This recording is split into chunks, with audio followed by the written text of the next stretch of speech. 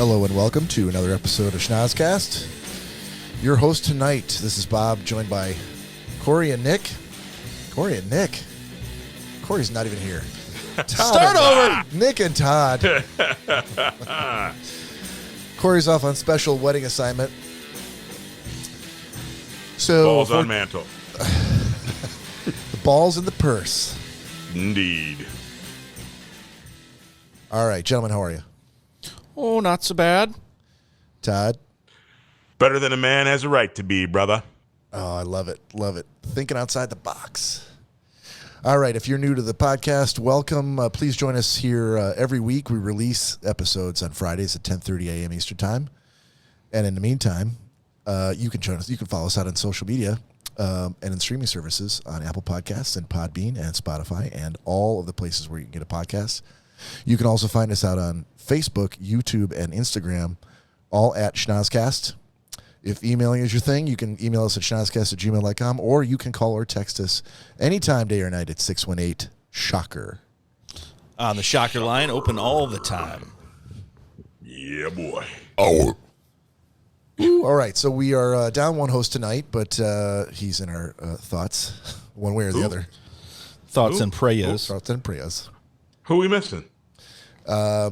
Your favorite tortoise from the Tawas area. Oh, Mr. Cory. TT's not here. Captain Skeevy. Yeah. Now, normally, if Nick wasn't here, that'd mean Todd's 90-second sports could be as long as he fucking wants. Exactly. But what benefits does Todd enjoy now that Cory's not here? I know. If Cory's not here, we can't even play the TikTok song for like 18 minutes. Oh, Todd, we can do whatever we want. That's right. We can play the entire thing and then never show one fucking TikTok. So, what has been going on? So this week, my prized possession, my TV in my living room over the fireplace, over the mantle, died, and it had a good run. Good run. I was just staring at it a couple weeks ago. Yeah, it was a 2009 purchase and made it all the way to 2022. And that's not pretty good. Okay, that's really good. So it's not the new. Yeah, Cory helped me hang it. Okay, so what? He put the plug in the bottom of the wall. It's definitely not a one-person job to put up a mount and then hang a television. Definitely not. No, I know, but it's not a unless you're doing it for a mount and then your television's like a 9-inch television. Right, but it's not a Cory Slutsky job unless your television Not is for nothing. 9 inches off the floor. Not for nothing. Sorry to cut you off, Nick. Not for nothing. I have hung at least 50 TVs, and I have hung TVs as big as 60 inches by myself, mount and all. Well, just saying. You've just got the experience, man. You've got the mileage. I don't have that. You've got the Kavorka. And the Kavorka. The mileage and the Kavorka. And the pipes. And 40 and the pipes, sorry. The mileage, the Kavorka, and the pipes. The three things that you've got. 47 of those TVs were in his own home. Yeah. I probably have 17 hanging right now. Each in a different room. No. Remember, my bonus room, I have 5 TVs hung in there. Is that why it's called the bonus room? That's why it's the bonus room, baby. So I also cooked dinner one memorable night earlier this week, and I had found a recipe. I'm like, this looks like it's going to be easy, and it was ground beef, peppers, Yeah. shredded carrots. Oh, okay. Green You peppers? lost me. I could have swore you were going to say like all mixed into cornbread No, with asparagus. no. Wait a minute. What kind of peppers? I sliced up some green peppers. Okay, so bell peppers. Bell Not peppers, like yeah. jalapeno peppers. Okay, Correct. Yes, that's correct. I'm trying to get the flavor profile. Yep. Chickpeas and Mexican street corn. Ground beef, peppers, Mm-hmm. Chickpeas, Mexican street corn, and cheese, you said? No, chickpeas.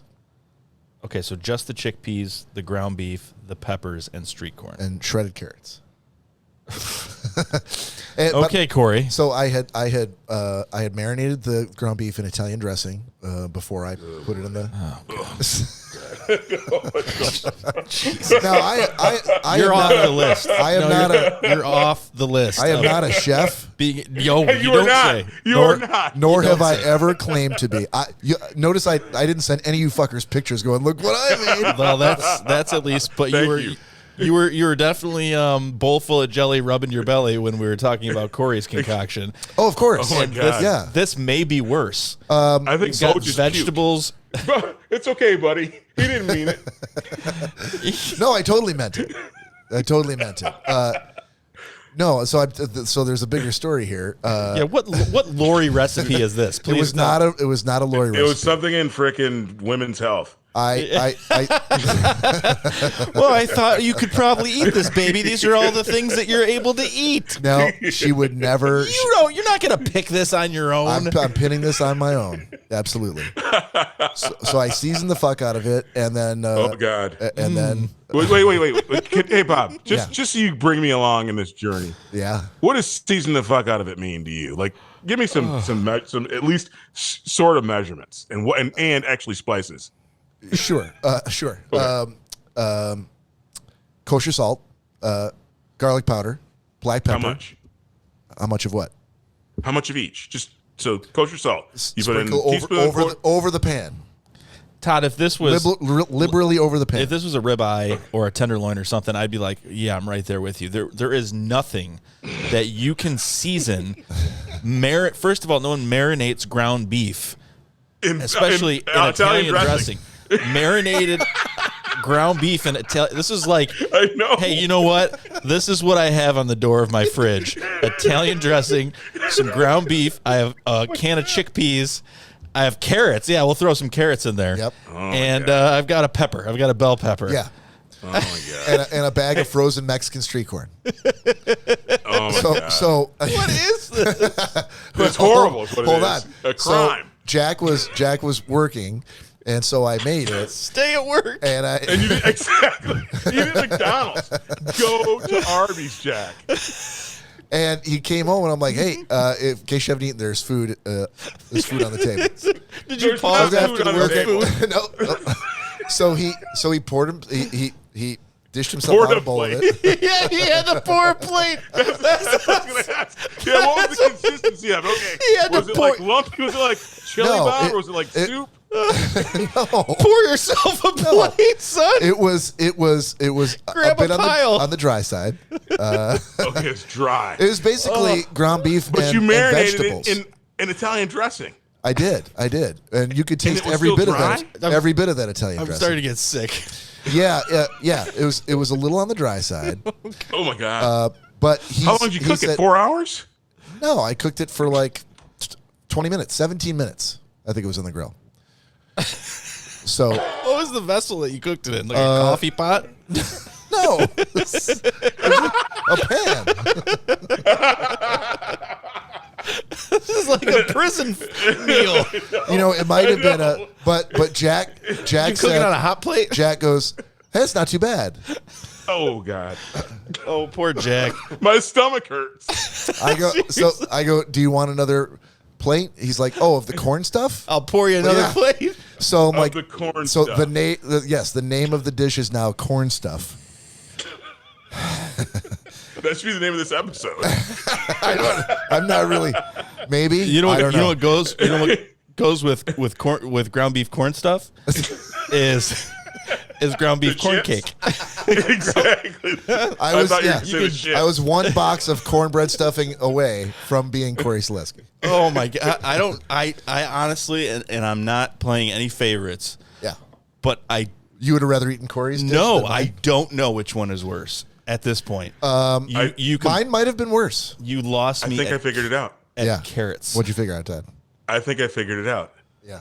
There is an evil asshole making money, fucking, or just killing himself, dying and laughing because I'm gonna just start writing down random shit recipes and see how many knuckleheads actually fucking do it. Yeah, and this was not question. This was a recipe. I will tell you that this recipe, if you were gonna go to the gym and work the fuck out for like 2.5 hours, this was the recipe for you. Okay. Loaded with protein and vegetables. Yes. Yes. Okay. This sounds not like not big on flavor. this recipe sounds like you and Jack were playing battle shits 45 minutes after that. Exactly. I'm like, I so- think that's what it is. I think it's a big joke. They're like putting these recipes out there just to fuck people up. I'm not even done because the sad part is that I, not being a chef again, didn't know exactly how much ground beef to buy, so I bought 2 pounds of it. Oh God! So at the end, I had a big. So you had to pour a whole bottle of Italian dressing in there, didn't you? I had a huge Tupperware container like this deep with all that shit. I was eating it for 3 days. Oh my! One day I had it for lunch and dinner. It was the only thing I ate all day. And now, Bob, we are officially in a fight. Okay. Again? We're officially in a fight. All right. Nick, Yes, I will not be speaking to Bob at the live show other than on air. Thank you, Todd. I will not be because I gave him a good recipe. You gave me a bunch of them, but they all take a fuckload of time to put together. And he pulled. It doesn't take any time to pull it together. Not more than chickpeas and fucking tuna and fucking marinated ground beef. Good criminy, dude. I gave you a recipe of a real meal, damn it, and you chose freaking a made up joke. Dude, I have been unemployed for 2 months, and I have been eating better than that. Somehow, without being able to go grocery shopping, I've been able to make things out of frozen, like some very questionable things. And now I'm like, are you two fucking with me? Like, are you and Cory seriously fucking? Like, I know Nick feels horrible about making these hobo meals at home. Like, we're gonna make stuff that like no one can even imagine eating. I know. It had 97 things in it, and Bob goes, it was lacking flavor. Because they all canceled each other out. 100% true. It was lacking. I can't wait till next week's potato chip salad. Exactly. Also, I will say that while it's packed with protein though. so Jack was like, it is a little dry. I go, do you want some more? Do you want some more Italian dressing? There's some lumpy dumpers going on that night. Like, I'll take the Italian dressing. I'll have an extra side of Italian dressing with my next pour. So he takes the Italian dressing and he twists off the top. And I was trying to tell him that it's a flip top. There's plenty where that came from. Son. I learned that apparently the flip top mechanism on a bottle of salad dressing is not called the squirt hole. No, that was what you experienced after that meal. Exactly. Hey, Jack, I had to put some aloe on my squirt hole. Jack, don't go too easy on that because there's 2 more bottles of Italian dressing in the closet where that came from, buddy. Right. Oh, my stomach hurts. Oh, my God. So, but tell me that the next time you guys use Italian dressing, you won't be thinking about the word squirt hole. I have a grievance now. Yeah. Todd, I love the fact of what he just said though. Salad dressing.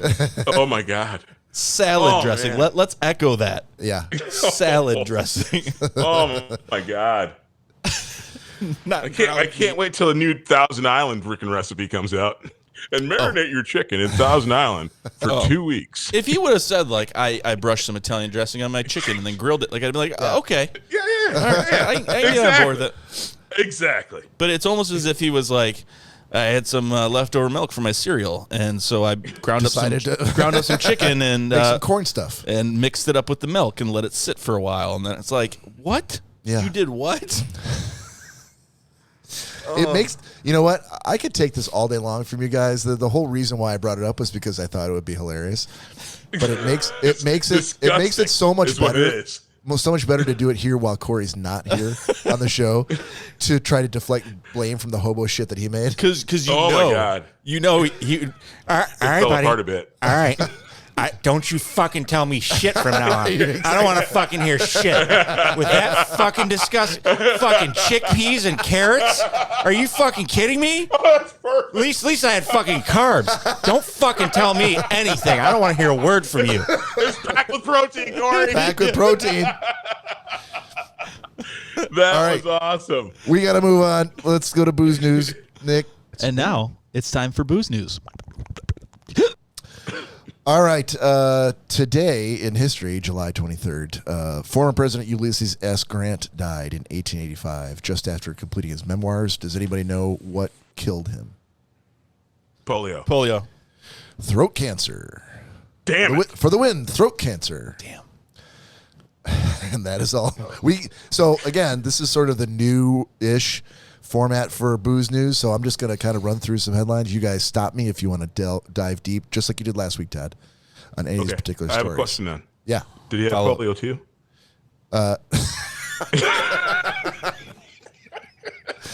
He had throat cancer and polio. While suffering from polio, suddenly throat cancer. It's really hard to swallow.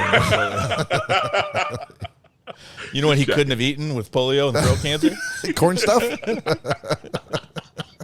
But it's packed with protein. That might have saved his life. He couldn't have a nice tall pour of that corn stuff kills polio.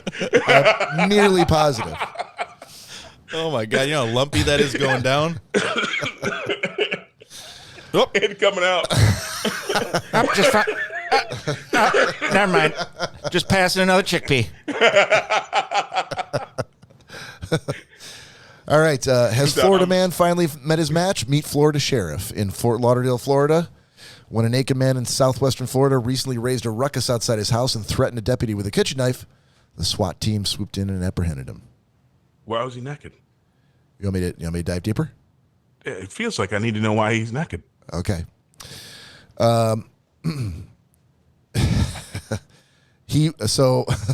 The Florida man is obviously a cause celebre. It's a nom de plume that's been assigned to any idiot in Florida who does things like throwing an alligator through a Wendy's drive-through window. But this guy, People do that? Oh yeah, yeah. Do you want me to go to that news story? Now that's 7 years old. Do you want to hear about that one? I do. It's fucking boozes. I can do whatever I want. All right. So back in 2015, West Palm Beach, Florida, Joshua James, 24, was arrested and charged with assault with a deadly weapon without intent to kill after Florida Fish and Wildlife Conservation officials say he threw a 3.5-foot alligator through a Palm Beach County Wendy's drive-through window in October. He was also charged with illegally possessing an alligator and petty theft. Jail records show he was released on $6,000 bail on Tuesday. He was ordered to have no contact with animals. Jeez. They freaking put his dog down. Reports say that he drove his pickup truck to the window at about 1:20 in the morning. After an employee handed him his drink, he threw the alligator through the window and drove away. No one was hurt. Oh. I'm not sure how that's possible. Did he exclaim, "See you later"? You know what happened. You know what happened, don't you? Yeah. I feel like you're going to tell me. You know what happened. Yeah. Yeah. He ordered 10 hard tacos, a burrito supreme, and a chalupa. This is Wendy's. Oh. He's not getting that shit at Wendy's. All right, never mind. Retool your joke for Wendy's. Okay. Ready to go. He ordered the spicy chicken sandwich and a Wendy's double.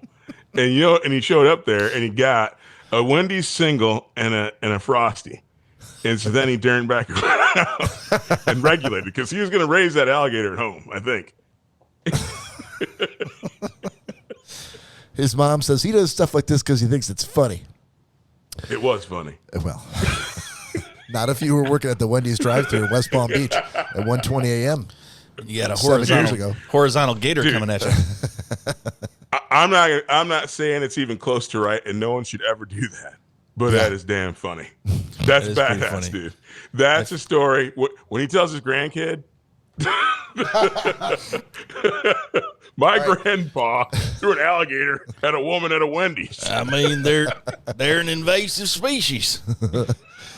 All right, going back to news in 2022.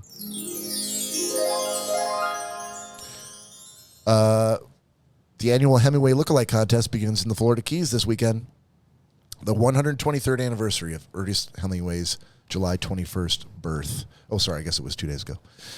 This year's competition attracted 135 portly, bearded men who are endeavoring to prove their likeness to the famed American author.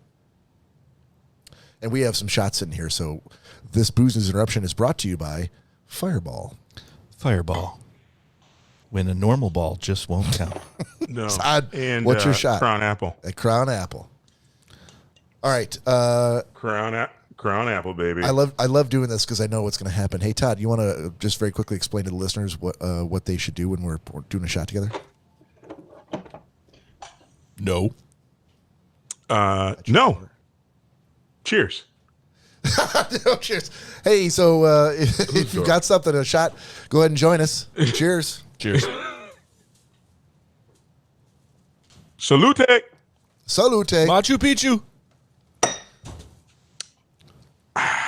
Well, ladies and gentlemen, we're going to get, not on camera, but on the mic, we're going to get Cory Selesky just walking in the door, fresh from what looks like a Ellen DeGeneres lookalike contest. And the shoes. Nice going. So he's going to try to set up a camera. We'll try to get something going. There are no shoes. But in the meantime, let's just take a look at a couple more. Hey, Todd, this is for you. Chicken hitches ride ends up in Vermont's largest city. A Vermont family's chicken is back home after hitching a ride in the undercarriage of their pickup truck and ending up 13 miles away in the state's largest city late last month. A journey that included speeds of 65 miles an hour on an interstate. Your thoughts? That's Todd Dillon. amazing. I think that's awesome. That's like, there's going to be a movie about that. Todd, I know there's not that much of a delay. Technologically There's going to be a movie speaking, about that. there is not that much of a delay. There may be outside of IT work when the cogs and gears are moving around in that big melon ears, but Yeah. there was a good 10 seconds of silence. Todd, you are uncharacteristically quiet. All right, welcome in Cory, joining the group late, but always welcome. Oh, hey. And as long as we get the oh hey, we're moving in. Todd missed you.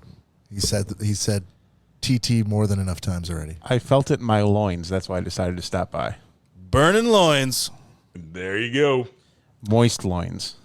Todd Dillon, let's sir. move on from the booze news to 90-second sports, sir. Word to the mother. And we see him heading in that direction. The 20. He's going for 40. And it's 90-second sports. All right, sir, the floor is yours. Go ahead with we're going to do the hourglass Wait today. for Nick to do the timer, dude. He's going to tell you to go. Todd, 90-second sports starts now. Perfect. I thought I was going to spend today talking about one of the greatest events in golf ever. The Open was played at St. Andrews, the old course in Scotland this past weekend, and Tiger Woods bowed out early. It was an incredible event. Cameron Smith won it. I thought I was going to spend my entire 90 seconds talking about how just symbolic it was. Tiger will likely never play there again. I mean, he's going to be old by the time it comes back. Even the British Open's played every year, but it won't come to St. Andrews again until he's like 60 or something. But anyway, I wanted to bring everybody in on the fact that this may be taking me away from the podcast, but I think I'm going to be going pro in a sport. Yeah, you're going pro? I am going pro. After I read the following story that I'm going to share with you about Jamie Graham, the number 3 ranked American Cornhole League player in the world. Okay. And I'm going to read it I'm going to do my best Southern draw because he's from South Carolina. I'm Jamie Grant, ACL pro from Carolina Conference. And this is my story and how and when I started playing cornhole and worked my way up to an ACL pro. I'm sorry, Todd. You're out of time. 90-second sports is over. That sounded like it was really going to be fantastic, though. It was going to be, damn it. By the way, I'm not sure if you know this, but I was at Phil Bowen's kid's graduation party today, and Phil said, fuck you in your 90-second sports. Wow. Never heard of him. That's what I thought you'd say. Well, Phil who? Yep. Is that McCracken boy? McCrevis, I think, is the word you're looking for. Yeah. right? Just like sand, right in the crevice. All right, let's, Todd, pull that Crown Apple shot out again and join us here, as well as everybody in the audience. Thank you so much for joining in and finding us here on the internet every Friday. Cory? Cheers. Hang on a second, you bitch. Pour faster, man. Seriously. Jeez, the air's heavier here in Seattle. All right, I'm ready. It should be lighter, isn't it? So you're at a way higher elevation. It I'm should no be scientist, way lighter. but Not everybody's a scientist, you pricks. cheers, you. Salute. Oh, All right. Hey, TT. Yes. TT, can you see the camera? Nope. Can you see me in the camera? Sure can't. No, he can't. He really can't. Okay. Well, fuck you. I was going to say All right, fair enough. all right. How about a little gentleman's agreement? Oh, it's the MF and Gentleman's Agreement. Oh. Done. Love that. All right, hey, if you're new to the show, Gentleman's Agreement is a segment in which we take turns assigning each other movies or TV shows that we've seen that the other fella hasn't, and we want to introduce him to a little culture. So sometimes it could be cruel, sometimes it could be deliciously beautiful, and let's hope it's the second one tonight. Cory, you had to watch The Fisher King. I did, and considering I didn't think I was going to be here tonight, didn't have a chance to watch it. Damn it. Boom, boom, ba, boom. All right, so I will follow that with my watch, which was assigned by you, which is How to Rob a Bank on Vice. Yes. Right? It wasn't the movie, what looked like a piece of shit movie called How to Rob a Bank with Zac Efron or some bullshit. Zach Galifianakis. It's a great movie, by the way. Really? Yes. It's hilarious. Looked horrible. All right, so I watched the series. It's a documentary, 8 parts. I watched the first 2. It is what the title implies. It is people who have no business robbing banks, thinking they could rob a bank. At least that's what the first 2 episodes showed me. Now, maybe the last 6 exactly. were There's some, a couple guys who get at it. yeah, who actually did a good job. You should continue on to watch them. Should I? Yes. I just might, because I will say I'm going to give the whole thing a B+. It scratched me right where I itch, and I think that it was Robbing banks. the idea that you can rob a bank and get away with it, and the rest of us who've never even considered it, but watch enough movies, knowing exactly how much fucking hard work it must be to plan and actually successfully execute really not. a bank robbery. Well, these guys are... Dude, I just watched the whole Ocean's series again, 11, 12, and 13. Was it this weekend? Did you watch Yes. it? Yeah, it was playing all weekend. I watched the first 2. Yes. The 12 is my favorite. I don't know why. I love them all. Yeah, that's a lesson in how to do it. These guys are more like, no, don't ever try that. Especially when you get because they start right at the beginning. And the one thing I will say about this whole series which is great, is that each episode's only like 45 minutes.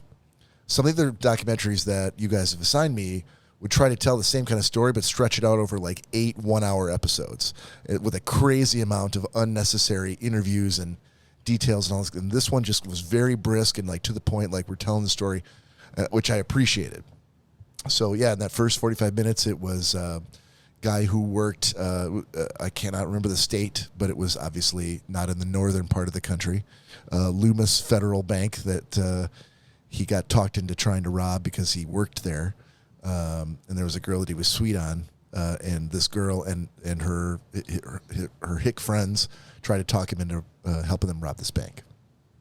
So that's the basis of, because the Zach Galifianakis movie is based on that story. That story, because it is obviously a true story. Now that you know that, Yeah. But yeah, the movie also plays around that exact idea. It's Oh, I have to see both now again. I feel like the Galifianakis movie is not called How to Rob a Bank, though.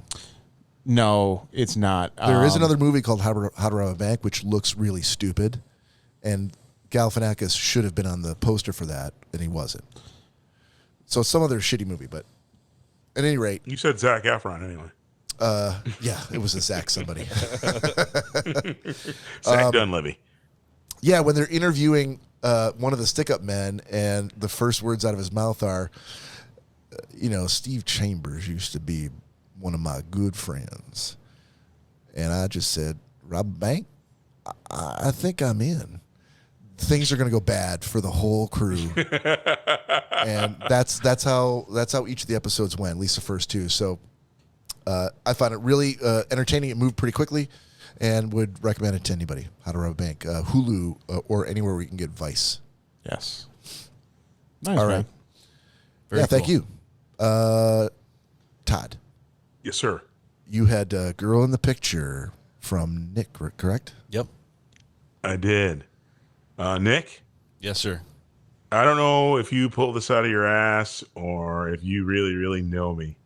You touched on this selection for me is by far the one that touched it. This actually, you remember my reaction to the Bob Probert documentary that Cory did, and Yeah. I felt like I played a part. I was an enabler. Yeah. There were so many things that resonated with me in this documentary that I have to say it's like you couldn't have put it on a better person's on a more touching way. So for the audience out there, if you haven't listened to the podcast before, or if you have, you know that it's not everything's about me, but most everything's about me. So I'm going to preface it with that. And this assignment, and I didn't know it, and I watched it, and I was appalled. I went through every emotion that you can go through. I was appalled. Right. I was angry. I was sad. I was really, really sad. I was angry That's again. not a separate emotion. No, really, really sad is for me is almost tear-worthy. Almost. Yeah. Dude, this is... So again, I don't want to give any spoilers. I actually... 30-second synopsis. 30-second synopsis. There is a woman who is discovered on the side of the road by people driving down the road in the middle of the night. They think she's dead, but she's not.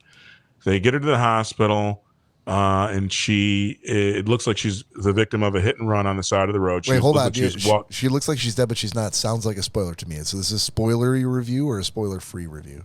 She's dead. She's the girl in the That's picture. not what I asked. Spoiler you. alert. Okay, so let's call it a spoilery review. Spoilers will follow. So And if you you're don't- going to be spoiled in like 13 seconds then. Anyway, I was trying to avoid it. Anyway. Into this 55-second review. Yeah, exactly. Anyway, the big thing about this is, and I got to get to the thing about me, but the synopsis is the FBI and an author, they write a book about it, and they investigate and they try and solve the story of who this woman was, who was killed, and really that's what it's called, the girl in the picture, because it takes a long time for them to actually figure out who this person is, even though at the very, very beginning they think they know who she is, and they don't discover it until the very end. And I was gripped through the whole thing, and so the things that really, and so that's my synopsis of what it is. The things that really grabbed me were she was born in Livonia, Michigan, right around the corner from where I live in Livonia, and this is kind of one of the things that kind of tapped it at the end. The next piece actually will kind of make more sense to people. There is a significant portion of the documentary that covers her work at a certain adult establishment in Florida, the Mons Venus. And anybody who's known me for a long time will have heard me told a story. And again, I'm not a big strip club guy, but I go to strip clubs every now and again, and I have usually very, very interesting adventures. But I say this: anybody who's known me for a long time knows that I spent about 3 months in Tampa, Florida, attending a mainframe boot camp years ago, getting ready for year 2000. And so she died in around that time, and not like that year or anything, but within 10 years at that point. So there's like a connection to that space. But the strip club that's actually featured prominently because she worked there is the Mons Venus in Tampa, Florida, which, again, if you've ever been with me and known me for a long time, I've told stories about this.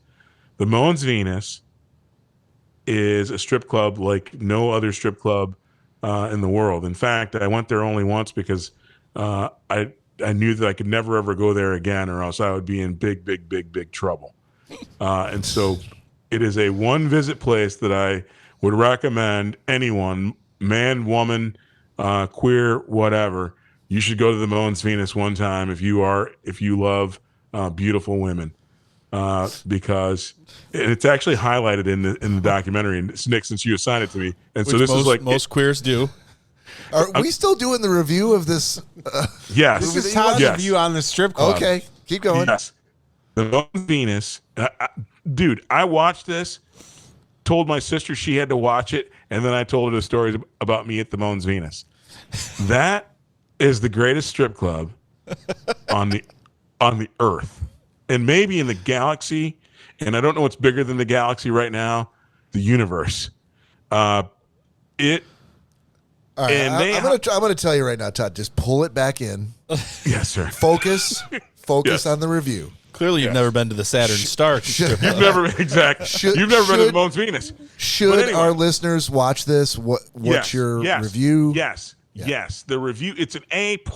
Nick, dude, I'm glad you touched everything.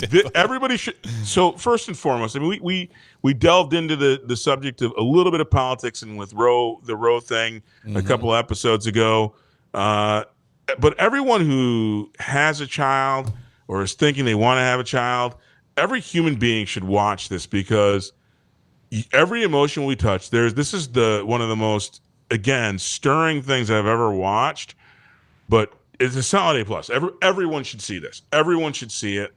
And then because lastly, the last emotion I had was a little bit of anger. And again, I'm not going to get political or really weird here, but I wish, given the number of Native women and people of color who disappear every year, the work that went in and how this haunted people is awesome. But it struck me, would the same be done if she wasn't such a beautiful person on the outside? And so I'll leave it with that. It's a solid A+. Everyone should see it. It touched every emotion. Amazing. I heard a lot of sadness and anger. I never heard happiness. So that would be a spoiler. Okay. No, yeah, all right. He's happy because it reminded him of the Moans Venus. Yeah, no. No, The Moans Venus. Yes, that was a very think I happy know. time. I think I know where you're going.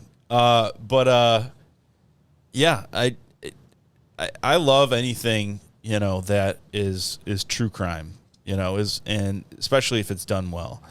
Yep. And this was an edge of your seat kind of thing for me as well. And it's pretty fucked up. It is. But it hurts so good, Yes. It's one of those situations. So Yes. I think there's only one, and again, it would spoil it. Or there's only one. If there was one other piece that I could see, and I'll tell you offline, so that I don't spoil it. That would have put the cherry on the top, and I would have. You know what I'm talking about. I would have jumped out of my chair happy. Yep. Well, I'm glad you liked it, buddy. Thank you. Right. Shortest review we've ever had. All right, moving on. And by the way, Moans Venus. if you find yourself saying again, then you don't need to say what follows that, because you've already said it once. Fuck off, bad food boy. Why don't you tell me about your recipe again, Bob? Nick Bader, you had to watch Nightmare Alley from Todd, I think. Nightmare Alley. Was that from you, Todd? It was from me. Okay, so Nightmare Alley. I'm not going to jump into quick synopsises and grades and all that stuff, but I did watch it. It seemed much longer than most movies. I don't recall if it was like 3 hours long, but It was not 3 hours. I do remember stopping it at an hour and 15, and I definitely had well over an hour to go. So it was a little ways, but it was phenomenal. I fucking loved it. I absolutely loved the movie. It's based on like 1930s, a guy in the 30s who ends up like having to go on the road because he really doesn't have any other life. And did you watch it, Bob? I have seen it, yeah. Okay.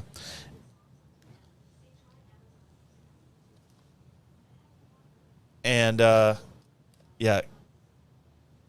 And anyhow, so I'm sorry. I've got Alexa devices that are talking in the next room, and while I'm talking about creepy shows, it's freaking me out a little bit. So So Bob's going to go investigate that. But takes place in the 30s, and this guy basically is forced to go onto the road and join a carnival, and it's phenomenal. I was able to, through Bob, I still am able to, if I need to, once in a blue moon, go watch something on his HBO account, which is awesome. And this happened to be on there. I didn't have to pay for it. And this was the first time they actually gave like a really a synopsis, like a look into the movie on HBO Plus, about, hey, this is what to look for in this show. This is not about, the director did not want to go into this talking about scenes, talking about grandiose locations and all this stuff. They really, really focused on the wardrobe, to the effect that as someone gains or loses money, their clothes get snappier, they're more tailored, they're baggier when they're down in the dumps, and just things to look for in the show. But they said this was very clothing-centric directing, and he specifically found this wardrobe artist or whoever it was, that basically your eyes are locked in on the sign of the times of the clothes that they're wearing, and you like care less about what's going on in the background, which I kind of disagree, because there was also really, really cool props and backgrounds to it, and it seemed like it transported you back in time, which they mentioned that, and I couldn't say it any better. But it definitely kept my attention. Great acting. There was the guy from The Hangover. What the hell? Bradley Cooper. Bradley Cooper. I'd never seen him in anything serious, so that was really nice to see. I think he did a phenomenal job. I think really all the actors did a great job in that movie. And what's his face from Sons of Anarchy, the big dude with the face like a frying pan? Elaine Bennis? No. I thought he was Willem Dafoe. No. He's not big. No, the big guy with the gray hair, Sons of Anarchy. He was like, yeah. So I can pick him out. That was the billionaire, right? The billionaire. No. He was the strong man. Oh yeah. Okay. Yes. He looks like the dude from the West Coast Choppers. I know what you're talking about now. Paul Tuttle. No, But that's and no, it's not. Paul. It looks like him. From West Coast Choppers. Right. Yeah. But yeah, this guy, I think he played in some of the Marvel movies or something. Yeah, Like he was, you're right. You're right. I can't remember what his name is, but I know the guy now. I actually really like him as an actor in the things I've seen, and he took a very back seat in this movie, which was surprising, because usually he's the one you're focusing on, and but they all did a great job, and it was delightful to watch. It was very entertaining, and it kept me interested. So awesome job. It was a stretch. Thank you. It was a stretch. I thought this was a stretch ask. I love it. Yep. Yeah, I really liked it. Enjoyed it a lot. Awesome. All right. So new picks for next week. I have Nick. Nick has Todd, and Todd has me. Oof. Nick, I'm going to make this quick. You got The Silence of the Lambs. Okay. Ooh, You have good. not seen it, I'm going to assume. No. All right. Bob. Yeah. So I'm going out on a limb, but based on what you did to me the last time, I think this is a perfect limb to be on. Okay. The show is Dave. I think it's on Hulu. Dave? Yep. Is it a live action show? He's gonna. I think he'll actually like that. It's spelt with a silent P. Is it Dave. live action or animated? Neither. Hold on. What do you mean neither? It is not live action, and it is not animated. Oh, It's like a My Name Is Earl. That's a live action show. So live It's not action means they're live. actual people and not Yeah, I think like Todd Homer was. Simpson-y type of I think characters. Todd was misunderstanding the live action part. Okay.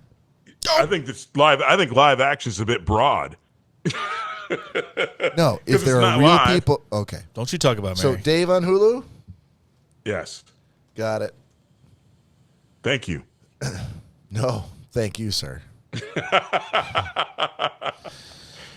All right, Todd. Yes, sir. you have episode 1 and 2. I believe they're hour-long episodes. You'll have to look into it.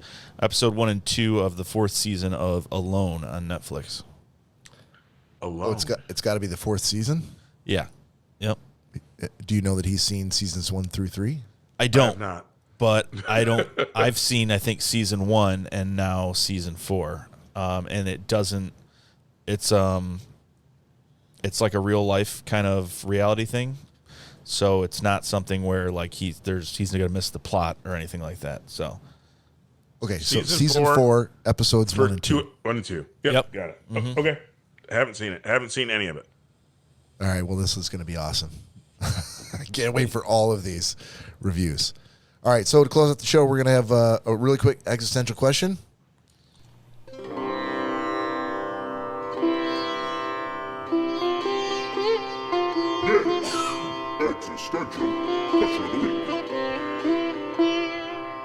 all right, for this week's installment of Nick's Existential Question of the Week, we're going to take a look at something pretty simple, but we could also dive deep into it just depending on where our brains go on this one. So this existential question of the week is going to be very, very shoot from the hip, loud neighbors versus nosy neighbors. What's your choice and why? And I think this might strike a chord with certain people in this room. And I don't know if we've all experienced it, but I know Cory has intimately experienced probably both of these. So They're not loud and nosy. They're just pieces of shit. But the choice we have to make is loud or noisy. loud versus nosy. Loud versus nosy. Nosy. You could say noisy versus nosy if it helps, but I'll take nosy every day of the week. and why? Because I can shut that out. I can not answer the door. I can answer the phone. But loud neighbors you can't escape that shit. Okay. What do you think, Todd? Yeah, this is a tough one for me because, to Bob's point, loud would annoy the shit out of me. But I don't like people being in my business. Like Mary is like a yammerer, so people always know my whole life story. And I get a story similarly. This past week, You're married to a loud neighbor, is what you're saying. No. Here's the thing. This is why it's so tough. This past week, Mary went onto the local website, neighborhood or whatever, and someone was giving away a free chicken coop for a small chicken coop. And I'm like, hey, even though I have a big chicken coop, a small chicken coop would be really good to introduce new chickens in case they don't get along. You can quarantine them. And so Mary's like, oh, I reached out to get this free chicken coop from this guy. And I'm like, oh, free is really good. We'll take it. Free wasn't free because this dude, Mary, then divulged my whole life history, and they forged some sort of relationship. And what should have been a 15-minute pickup of a free coop led to 5 hours of me fucking hanging out with the dude who's now my best friend. And so I would say that chicken coop's not free. And so that nosiness, I don't want anybody in my business. So I feel like if I had a noisy neighbor, if they were so noisy that I needed to murder them, I'd do that. And if they weren't that noisy, then I'd soundproof my house. So I would take a noisy neighbor over a nosy neighbor any day because I don't like people in my business. Okay. Long story short. But I feel like Mary's your biggest problem there. I mean, were it not for Mary, you wouldn't have had any of those hours. That's true. Yeah. But still, I don't like. But again, a nosy neighbor implies that they're looking through my garbage to see what I buy, and so Well, again, that's that. No, that's a psychotic neighbor. I hadn't Todd. thought of that. But yeah, you might be right there. I don't want people in my business. Yeah, so I'm going to echo your sentiment, mostly because, I'm not somebody that, noise bothers me. I can sleep. I don't care what you do. It's your house. Aside from having concert speakers. Whoa. But the point of it, but the idea of a loud neighbor is it's so loud it is invading your house. I understand. I asked the clarifying questions around here, Bob, and I didn't ask one. And therefore, right. it's just a loud neighbor. My mistake. Sorry, whose segment is this? Yeah, my mistake. No, but it could be if we were down here and you heard boom, boom, boom, boom, that wouldn't bother me because I'm like, okay, whatever, that doesn't. Exactly. And I could still go to sleep. But what does bother me, and I've especially seen more and more based on whatever algorithm I'm looking on Facebook now, but it's popping up with a lot of neighbor issues and Karens, and seeing what some of these people actually do go through of, cameras on the side of their fence that point directly into your windows. That's a nosy neighbor. Neighbors that are, Karening up on your driveway saying your car's been running in the driveway too long and it's going to kill the environment, and screaming at the top of their lungs saying you need to fix this and calling the police. And why haven't you picked up your trash? It's been on the side of your house for 2 weeks. That like the homeowners association type of Karen neighbor that is worried more about you than about their own business. I would probably, that'd be the only time I would actually murder someone, because that's what I'm talking about. Leave me the fuck alone. Worry about your own business. I get it if like I have a dog and it shits on your lawn or something. Yeah, come talk to me. But when they're like, you've got a flag and it's against the rules of the bylaws and you're not supposed to have your door's red. This. Yeah, I don't want your door to be. It angers me. You're hurting the environment because you warm up your car in the morning. Like stupid shit like that. Or a neighbor that would say, his roof has been fucked up for too long. He needs to replace that. It's bringing down the value of my house. Exactly. Or I heard you. I heard Norm's been poking the pool girl. You know what, nosy neighbors? Keep that shit away. Yep. How about you, Cory? Well, you guys obviously know the situation at my mom's house. I don't. So Todd doesn't. Yeah, then we'll talk about that later, Todd. But we currently have, and for those that can't see, Danielle is sitting next to me currently. So, hi Danielle. She can't hear you currently, but can you have her show us your balls in her purse? No, maybe next time, maybe offline. No. Off camera. So maybe off camera. We currently do. We do have some neighbors, kind of kitty corner in our backyard that are every night at 9:00. Yeah, 9 o'clock sounds They about right. start playing music. Oh, no, it's only before. It's a little So before even that. before 9:00, they start. Because they're trying to get home. And literally, it's music blaring all night until about 1 a.m. It's summertime. Isn't there a It's local summertime. ordinance that says it's like 10 or 11? Yeah, no, they don't care about Our that. And neighbors have called the cops on them. Yeah, I was going to say, Is it good every music? night it should be called the cops. What? No, Cops got other shit to do, Bob. They got to fucking do other shit. Don't be calling out on that. Is it good music? An ordinance is a fucking ordinance. so we have that. So now you nosy And- neighbor bitches are gonna be fucking making sure people mow their lawn to the right length. Well, No, there are and- ordinance for that shit too. And like Nick said, the music, I've just become immune to it now. I hear it when I get home, and they do shut it off at a certain time, but it's probably way too late for people that live like directly next to them. Yeah. So how people that live directly next to them deal with that, I have no idea. But we also have a guy down the block from us that this summer he hasn't done it, but last summer every day he would be out in front of our house, just sitting there, walking up and down. Special needs. Either way, Okay. Well, all right. You tell the story. either way, he would be out in front of the house every single day. Yeah. And when I would leave for work, he would want to have a full conversation.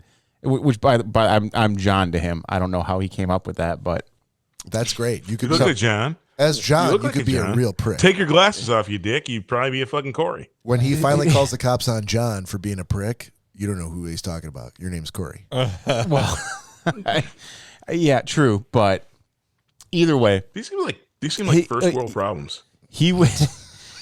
I would try to be leaving to go to work, and it's just question after question, and Yeah. yeah, to me it was way harder to deal with that. Which thank God this summer he has not been around. But yeah, that I couldn't deal with. Over the music's fine. Like I said, I've just become so numb to it that you're like whatever, they can do what they want. But this guy out there every day, it was to the point where I'm like, holy shit, how do I leave the house without him seeing me? Cory. Yes. You said he was differently abled, so he was in a wheelchair? No, he's not in a wheelchair. No. Well, then again, what you should have done, and I'm surprised you didn't do it. You should have propositioned him. In what sense? Wouldn't that make you a John? You would, but I if he wasn't interested in the TT, then he'd be on his way and not show up again. But you should have You should have set up the propositions so that you knew the outcome, and then he would have self-selected. I feel like he would have taken the proposition, Todd.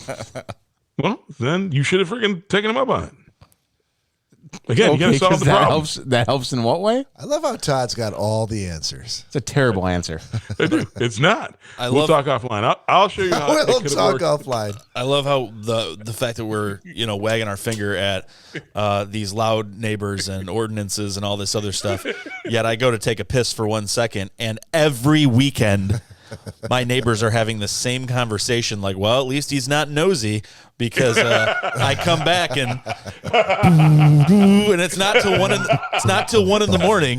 It's till 6 every weekend. Yeah. So this might be a very intimate conversation that they've had.